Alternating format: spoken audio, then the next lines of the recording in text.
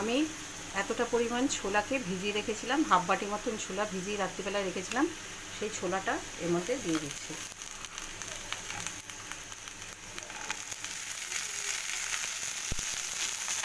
ছোলাটাও এর মধ্যে নাড়াচাড়া করবো।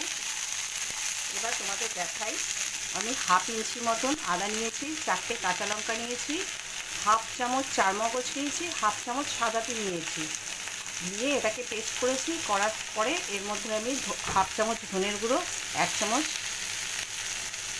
জিরের গুঁড়ো আর 1 চামচ হলুদের গুঁড়ো মিশিয়ে আমি এটা রেখেছি। এবার আমি এটা এর মধ্যে ঢেলে দেবো।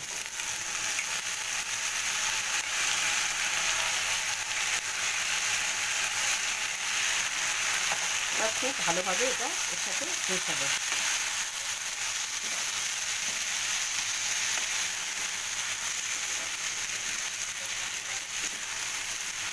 একসাথে খুব ভালোভাবে এটা মেশাবো। মিশিয়ে এই পর্যায়ে আমি চালটা দিয়ে দিচ্ছি।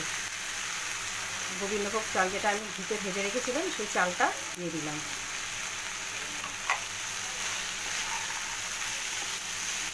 এবার চালটা এর সাথে খুব ভালোভাবে নাড়াচাড়া করব। করে কিছুক্ষণ পরে আমি গরম জল করে রেখেছি, এবার গরম জলটা এর মধ্যে ঢালবো। এখন আমি এর মধ্যে লবণ দিইনি, স্বাদ মতো একটু লবণ দিয়ে দেবো।